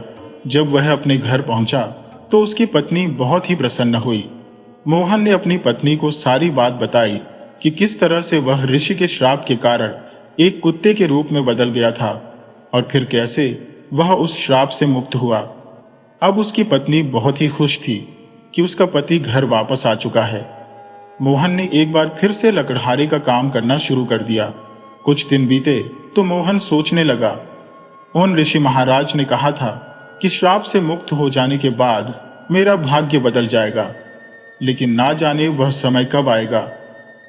उस दिन मोहन ने अपने नगर में एक घोषणा होती हुई सुनी, जो कि राजा के द्वारा करवाई जा रही थी, जिसमें राजा ने यह ऐलान किया था कि वह अपने लिए एक नया महल बनवा रहा है। उसमें वह चंदन की लकड़ी के दरवाजे लगवाएगा। जो भी व्यक्ति चंदन की लकड़ी लाकर महाराज को देगा, महाराज उन लकड़ियों की उसे अच्छी कीमत देंगे। ये घोषणा सुनकर लकड़हारा सोचने लगा, यह अच्छा मौका है, अवश्य ही जंगल में जाकर मुझे चंदन की लकड़ियां ढूंढनी चाहिए, ताकि मैं राजा को लकड़ियां देकर अच्छा धन कमा सकूं। और फिर मोहन ने जंगल में चंदन की लकड़ियां ढूंढना शुरू कर दिया। उसे इस काम के लिए काफी मेहनत करनी पड़ी। लगभग 1 महीने की कड़ी मेहनत के बाद मोहन ने चंदन की काफी लकड़ियां इकट्ठी कर ली और उसे लेकर वह राजमहल में जा पहुंचा। राजा ने उसे चंदन की लकड़ियों की अच्छी कीमत दी और साथ ही उसे कहा, अगर हो सके तो मुझे और भी चंदन की लकड़ियां चाहिए। अब अगले 1 साल तक लकड़हारा इसी तरह से जंगल में ढूंढ ढूंढ कर चंदन की लकड़ियां लाता और उसे राजा के महल में पहुंचाता। बदले में उसे अपनी मेहनत का अच्छा इनाम भी मिल रहा था। राजा भी लकड़हारे के इस काम से खुश था और जब राजा का नया महल बनकर तैयार हुआ तो उसमें चंदन की लकड़ी के दरवाजे भी बनाकर लगा दिए गए। एक दिन जब लकड़हारा जंगल में सूखी लकड़ियां काट रहा था कि तभी अचानक एक अजीब सी घटना घट गई। देखते ही देखते उसके सामने 3 विशालकाय पेड़ जोरदार आवाज के साथ नीचे आ गिरे, जिसके कारण उत्तर, दक्षिण और पश्चिम का रास्ता बंद हो गया और लकड़हारा तीनों तरफ से गिर गया। केवल पूर्व दिशा में ही कोई पेड़ नहीं था। वह उसी तरफ से जंगल से बाहर आ निकला। कुछ कदम चलते ही उसे वहां पर एक स्वर्ण कलश दिखाई दिया, जो कि स्वर्ण मुद्राओं से भरा हुआ था। लकड़हारा एकटक उसे देखने लगा। वह उस कलश को अपने घर ले जाना चाहता था, लेकिन तभी उसके मन में विचार आया, राज्य की सभी संपत्तियों पर केवल राजा का अधिकार होता है, इसीलिए इस खजाने पर भी राजा का अधिकार है, न कि मेरा।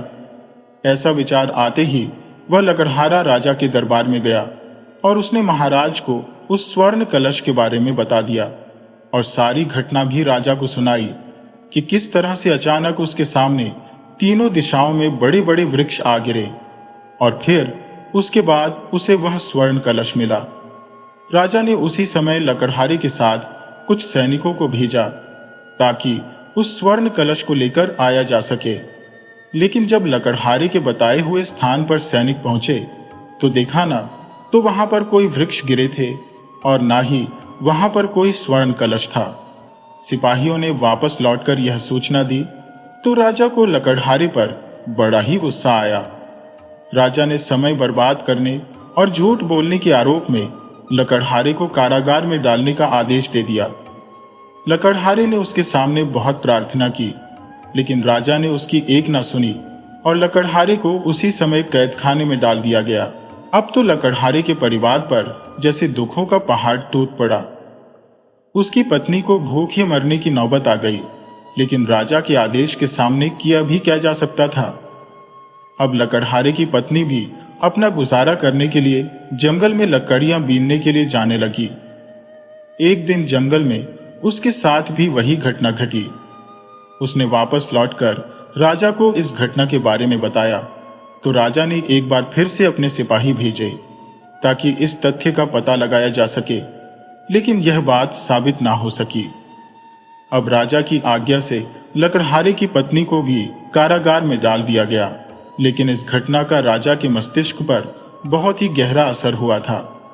वह बार बार सोचने लगा, आखिर यह कैसा संयोग है, वह कौन सा कलश हो सकता है जो अभी तक मुझे नहीं मिला।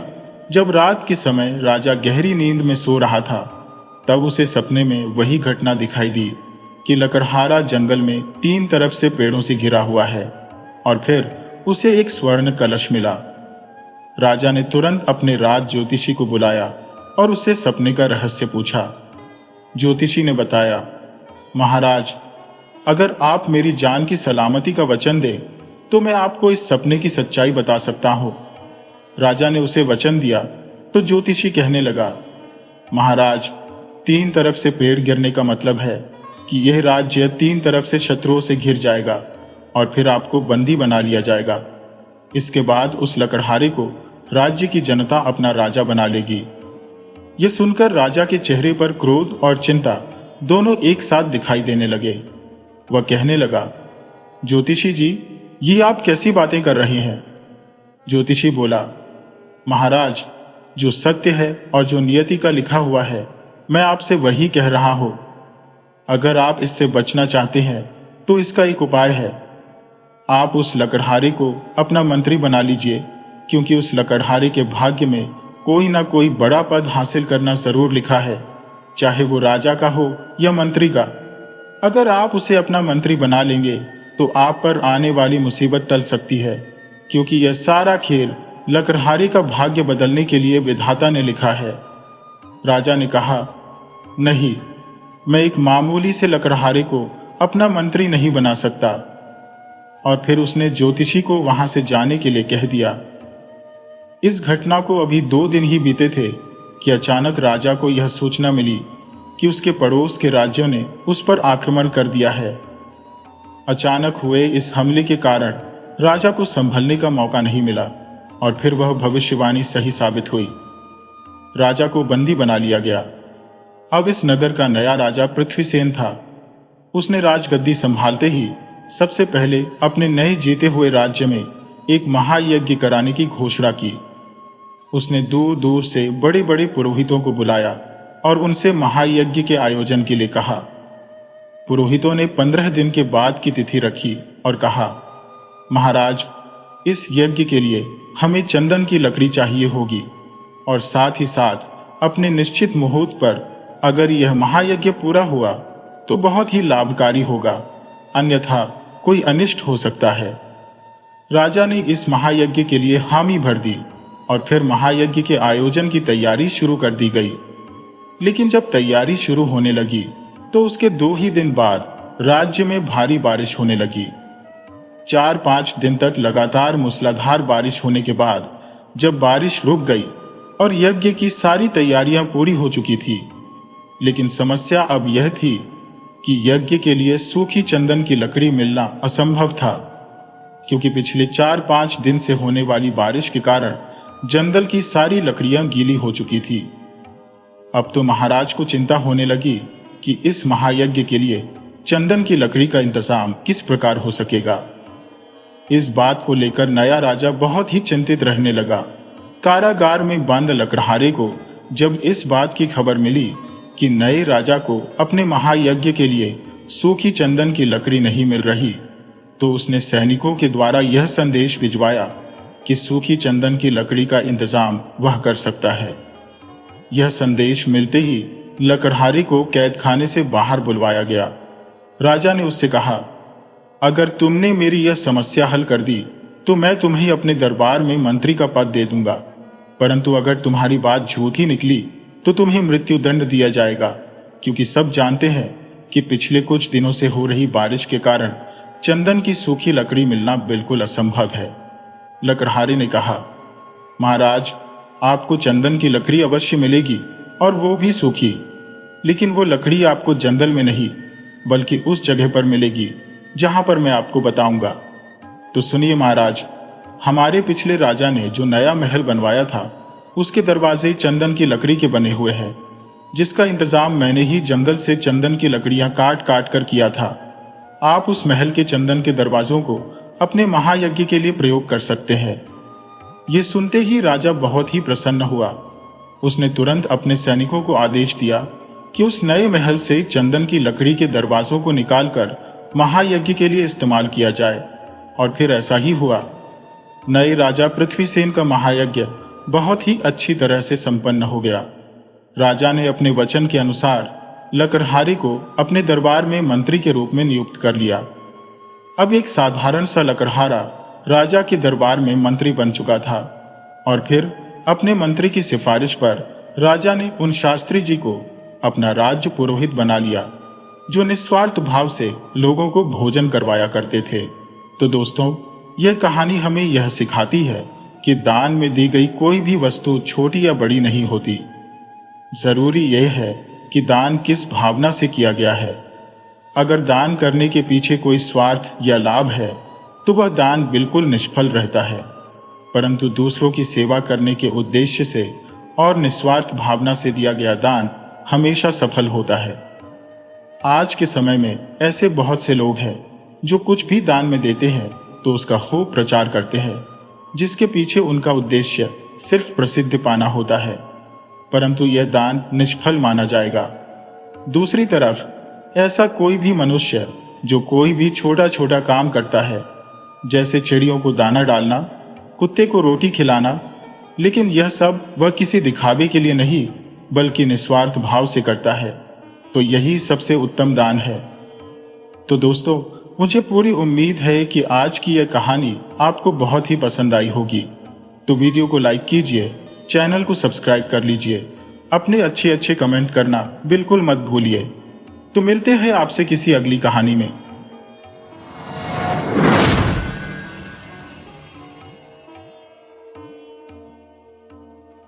नैनपुर नाम के एक गांव में अमोर नाम का एक किसान रहता था। अमोर बहुत ही मेहनती और दयालु स्वभाव का आदमी था। गांव में जब भी किसी आदमी को सहायता की जरूरत होती तो अमोर उसकी सहायता करने में कभी पीछे नहीं हटता था। गांव के लोग भी अमोर की बहुत इज्जत करते थे। उसके परिवार में उसकी पत्नी और एक बेटा था, जो अभी सिर्फ 8 साल का ही था। अमोर अपने खेतों में कड़ी मेहनत करता, जिसके कारण उसके खेतों में अच्छी फसल हो जाती थी। अमोर जिस गांव में रहता था, उसके पड़ोस में एक कसाई भी रहता था, जो मुर्गियों का मांस बेचता था। उस कसाई में एक बुरी आदत यह थी कि वह मांस बेचने के लिए मुर्गियों को खरीद कर नहीं लाता था, बल्कि गांव के लोगों के घर से ही चोरी कर लेता था। इस तरह से उसका खर्चा बच जाता और कसाई को ज्यादा मुनाफा होता था।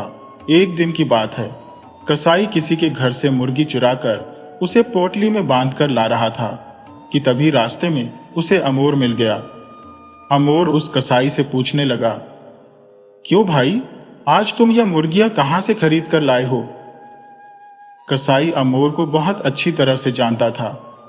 उसे इस बात का विश्वास था कि अमोर उसका राज कभी नहीं खोलेगा, इसलिए कसाई ने सच बात अमोर को बता दी कि मैं यह मुर्गियां खरीद कर नहीं लाया हूं, बल्कि यह मुर्गियां मैं किसी के घर से चोरी करके लाया हूं। अमोर ने जब यह सुना तो वह हैरान रह गया। वह कसाई को समझाते हुए कहने लगा, अरे भाई, तुम ऐसा मत किया करो।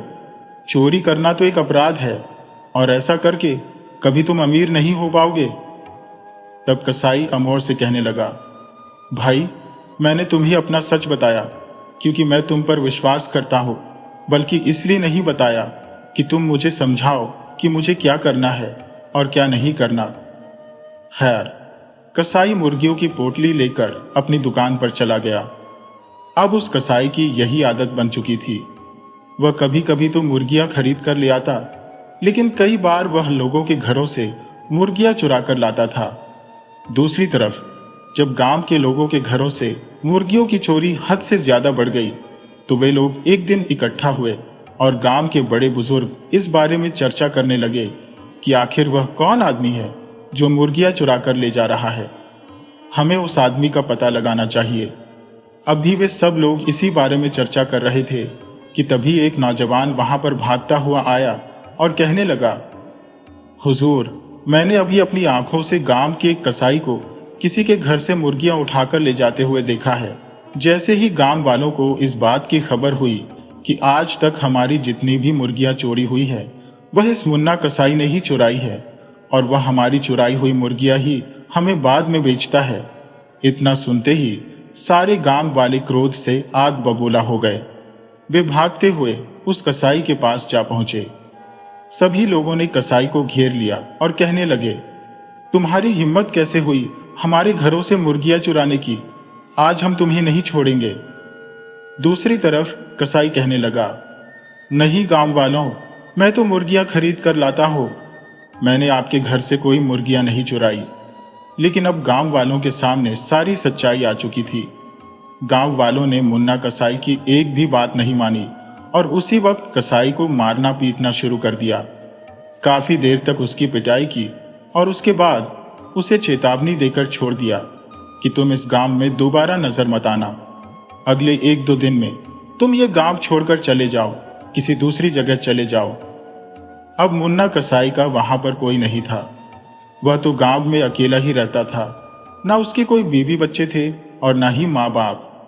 कसाई ने सोचा कि कल जाने से अच्छा है कि मैं आज और अभी इस गांव को छोड़कर चला जाऊं, क्योंकि अब इस गांव में मेरी कोई इज्जत नहीं रही। और कसाई उसी दिन खाली हाथ वहां से चला गया। अभी वह चलता हुआ रास्ते में ही था कि उसे फिर से अमोर मिल गया। अमोर ने जब कसाई की ऐसी हालत देखी तो कहने लगा, भाई तुम्हारे साथ क्या हुआ है? कसाई ने अमोर को सारी बात बता दी कि किस तरह से गांव वालों ने उसकी पिटाई कर दी, क्योंकि उनको पता चल चुका था कि मैं उनकी मुर्गियां चुराता हूं। अमोर कसाई से कहने लगा, देखो भाई, मैं तो तुम्हें पहले से ही यही बात समझा रहा था कि चोरी करना अच्छी बात नहीं है, इसे छोड़ दो। कसाई ने कहा, अब मुझे समझाने का कोई फायदा नहीं है। जो होना था वह तो हो चुका है। अगर तुमसे हो सकता है तो मेरी सहायता कर दो। अमोर एक रहमदिल और शरीफ आदमी था। वह दूसरों की सहायता करने के लिए अक्सर तैयार रहता था। वह कहने लगा, अच्छा बताओ, तुम्हें क्या चाहिए? मैं तुम्हारी सहायता किस तरह से कर सकता हूं? कसाई ने कहा, पिछली बार अपनी फसल में से तुम्हें जो मुनाफा हुआ था वह तुम मुझे दे दो। अमोर ने कहा, अरे भाई, मुनाफे की रकम मैं तुम्हें कैसे दे सकता हूं? उस मुनाफे की रकम में से तो बड़ी मुश्किल से मुझे सिर्फ 10 अशर्फियां ही मिली है। मुझे तो अभी उन 10 अशर्फियों की जरूरत है, क्योंकि अभी मैंने अगली फसल की तैयारी भी करनी है और उस पर भी तो खर्च आएगा। कसाई कहने लगा, भाई तुम ऐसा करो, मुझे अपनी 10 सोने की अशर्फियां उधार के तौर पर दे दो। मैं वादा करता हूं कि 1 महीने के अंदर अंदर तुम्हें 10 सोने की अशर्फियां वापस लौटा दूंगा। मैं तुम्हारी 10 अशर्फियां लेकर राज्य की राजधानी जाऊंगा। वह एक बड़ा नगर है, वहां पर कोई व्यापार शुरू करूंगा। तुम्हारी 10 सोने की अशर्फियां महीना पूरा होने से पहले ही तुम्हें वापस कर दूंगा, क्योंकि अभी तुम्हें भी फसल उगाने में 1 महीने का समय लगेगा। इस तरह से ये अशर्फियां तुम्हारे भी काम आ जाएंगी और मेरे भी काम आ जाएंगी। नेक दिल अमोर उस कसाई की बातों में आ गया और उसने अपने मुनाफे की रकम यानी 10 सोने की अशर्फियां उस कसाई को दे दी। वह कसाई 10 अशर्फियां लेकर राज्य की राजधानी में आ गया। दूसरी तरफ जब अमोर की पत्नी को इस बात की खबर हुई कि अमोर ने अपने सारे मुनाफे की रकम किसी को दे दी है, तो वह अपने पति पर बिगड़ने लगी। अमोर उसे दिलासा देते हुए कहने लगा, भाग्यवान, वह कसाई मेरा दोस्त है। वह 1 महीने से पहले ही मेरी रकम मुझे वापस कर देगा और इस तरह से हमारी फसल भी लग जाएगी। दिन गुजरते गए और देखते ही देखते 1 महीना भी गुजर गया, लेकिन उस कसाई का कहीं पर भी कोई नामो निशान नहीं था। किसान ने फसल तो लगा दी थी, लेकिन उसे खाद और पानी देने के लिए उसके पास अब पैसे नहीं बचे थे। उसकी फसल अब खराब होने लगी थी। एक दिन परेशानी की हालत में अमोर अपने घर के सामने बैठा था कि उसी वक्त एक आदमी वहां से गुजर रहा था, जो कुछ ढंडोरा पीट रहा था और यह घोषणा कर रहा था कि हमारे राज्य के महाराज की 1000 सोने की अशर्फियां गुम हो गई है या किसी ने चोरी कर ली है। अगर कोई भी आदमी 1000 अशर्फियां महाराज को ढूंढकर लौटा देगा या चोर के बारे में कुछ बताएगा तो उसे 300 अशर्फियां इनाम के रूप में दी जाएंगी। अमोर बेचारा पहले से ही बहुत परेशान था। उसने सोचा कि यह एक अच्छा मौका है, हो सकता है मेरी किस्मत खुल जाए और यह 300 इनाम की अशर्फियां मुझे मिल जाए। बस फिर क्या था, उसने अपना कुछ सामान बांधा और महाराज के महल की तरफ निकल पड़ा। जब वह राजधानी में पहुंचा तो उसने देखा कि वही कसाई नगर के बाजार में बहुत अच्छे कपड़े पहने हुए घूम रहा था। अमोर दौड़ा दौड़ा कसाई के पास गया और उससे कहने लगा, भाई, मेरी 10 सोने की अशर्फियां तुमने अभी तक नहीं लौटाई। मैं कब से तुम्हारा इंतजार कर रहा था, लेकिन तुम वापस नहीं आए। अब तुम अपना वादा पूरा करो और मुझे 10 सोने की अशर्फियां दो, ताकि मैं अपनी फसल ठीक से लगा सकूं। वह कसाई, जो उस समय बाजार में बहुत अच्छे वस्त्र पहना हुआ था, वह अमोर पर भड़क उठा और गुस्से में कहने लगा, अरे, तुम गरीब लोग जहां भी मिलते हो बस पैसे मांगना शुरू कर देते हो। मैं तुम्हें नहीं जानता कि तुम कौन हो। चलो, अपना रास्ता नापो। अमोर बेचारा इस बड़े नगर में किसी को भी नहीं जानता था। वह हर किसी से अनजान था, इसलिए वह और भी ज्यादा परेशान हो गया। इसके बाद अमोर महाराज के दरबार में पहुंचा और महाराज से कहने लगा, मैं अपने गांव से आपके दरबार तक आपकी 1000 सोने की अशर्फियां तलाश करने के लिए आया हो। अगर आप मुझे 2 दिन का समय दें तो मैं 2 दिनों के अंदर अंदर आपको अशर्फियां ढूंढ कर दे दूंगा। महाराज ने कहा, ठीक है, 2 दिनों के अंदर अंदर अगर तुम अशर्फियां ढूंढ दो या चोर के बारे में बता दो तो मैं तुम्हें इनाम के तौर पर 300 अशर्फियां दूंगा। अभी यह बातें चल ही रही थी कि उसी समय वह कसाई इसी राजा के दरबार में आ गया। राजा ने कसाई की तरफ इशारा करते हुए अमोर से कहा, देखो, ये मेरा खजांची है। ये बहुत ही ईमानदार और सच्चा आदमी है। आज से लगभग 1 महीने पहले ये मेरे पास आया था और मुझसे कहने लगा कि महाराज, मुझे रास्ते में किसी की 10 सोने की अशर्फियां बड़ी मिली है। आप ऐसा करें कि इसके मालिक की तलाश करके उसे यह अशर्फियां वापस लौटा दें। मैंने जब इसकी ईमानदारी और शराफत देखी तो इसको अपना खजांची नियुक्त कर दिया।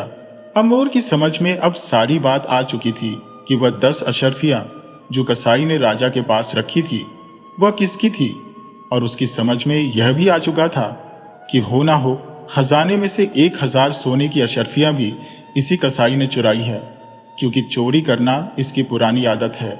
बातचीत खत्म होने के बाद वह दरबार से लौट आया। शाम होने पर वह सीधा नगर में बने हुए कसाई के घर पर पहुंचा और उससे कहने लगा, अगर तुम मेरी बात नहीं मानोगे तो मैं महाराज के सामने तुम्हारी सारी सच्चाई बता दूंगा, और उसके बाद महाराज तुम्हारी जो भी हालत करेंगे वह तुम अच्छी तरह से जानते हो। अमोर की बात सुनकर कसाई डर गया और कहने लगा, अरे भाई, तुम चाहते क्या हो? अमोर ने कहा, तुम ऐसा करो, महाराज की चुराई हुई 1000 अशर्फियां तुम मुझे वापस लौटा दो। मैं अपने गांव चला जाऊंगा और किसी से कुछ भी नहीं बताऊंगा। दूसरी तरफ कसाई परेशान हो गया और कहने लगा, देखो भाई, इतना लालच करना अच्छा नहीं है। तुम ऐसा करो कि आधी अशर्फियां तुम ले लो और आधी मैं रख लेता हूं। लेकिन अमोर ने कहा, नहीं भाई, अगर तुम सारी अशर्फियां मुझे नहीं दे सकते तो ठीक है, मैं कल दरबार में महाराज को तुम्हारी सारी सच्चाई बता दूंगा। वह बेचारा कसाई बहुत डर गया। उसने 1000 सोने की अशर्फियां अमोर को देने का फैसला कर लिया और कहने लगा, कल सुबह आकर तुम मुझसे 1000 अशर्फियां ले लेना और फिर अपने गांव चले जाना। इसके बाद अमोर कसाई के घर से निकला और सीधा महाराज के दरबार में जा पहुंचा। महाराज को उसने सारी बात बताई। पहले तो महाराज को इस बात पर बिल्कुल भी विश्वास नहीं हुआ। तब अमोर महाराज से कहने लगा, आप केवल एक बार मेरे साथ कल सुबह कसाई के घर चलिए, तब आपके सामने ही दूध का दूध और पानी का पानी हो जाएगा।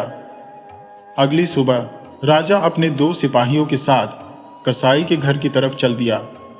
राजा कसाई के घर से कुछ ही दूरी पर रुक गया और अमोर कसाई के घर पहुंचा। तब कसाई 1000 अशर्फियां की थैली अमोर के पास लेकर आया और कहने लगा, ये लो भाई, ये अशर्फियां तुम अपने पास रखो और अपने गांव चले जाओ। महाराज को इसके बारे में कुछ भी मत बताना। उसी वक्त महाराज और सिपाही वहां पर आ गए। राजा ने जब सारी सच्चाई अपनी आंखों से देखी तो वह अपने सिपाहियों से कहने लगा, मेरे इस खजांची को अभी गिरफ्तार करो, इसे घसीटते हुए ले जाओ और जाकर कारागार में डाल दो। राजा ने वह 1000 अशर्फियां की थैली अपने कब्जे में ले ली। उनमें से 300 अशर्फियां निकालकर अमोर को दे दी और कहने लगा, अमोर, आज तुम्हारी सूझबूझ और बुद्धिमानी की वजह से न सिर्फ मेरी 1000 अशर्फियां मिली, बल्कि एक बेईमान खजांची का भी पर्दाफाश हो गया। इसीलिए मैं तुम्हें 100 अशर्फिया और इनाम के रूप में देता हूं। इस तरह से 400 अशर्फिया पाकर अमोर बहुत खुश हुआ। वह इनाम लेकर अपने गांव वापस लौट गया। उसने इन अशर्फिया में से कुछ अशर्फिया खर्च की और अपनी फसल के लिए खाद पानी की व्यवस्था की। इस बार अमोर ने खूब मेहनत की और उसकी मेहनत रंग लाई। उसके खेतों में बहुत अच्छी फसल आ गई थी। अब अमोर की पत्नी भी खुश थी। इस तरह से अमोर ने अपनी सच्चाई और ईमानदारी के बल पर एक बेईमान आदमी को अच्छा सबक सिखा दिया था। अब अमोर एक बहुत ही सुकून भरा जीवन बिताने लगा।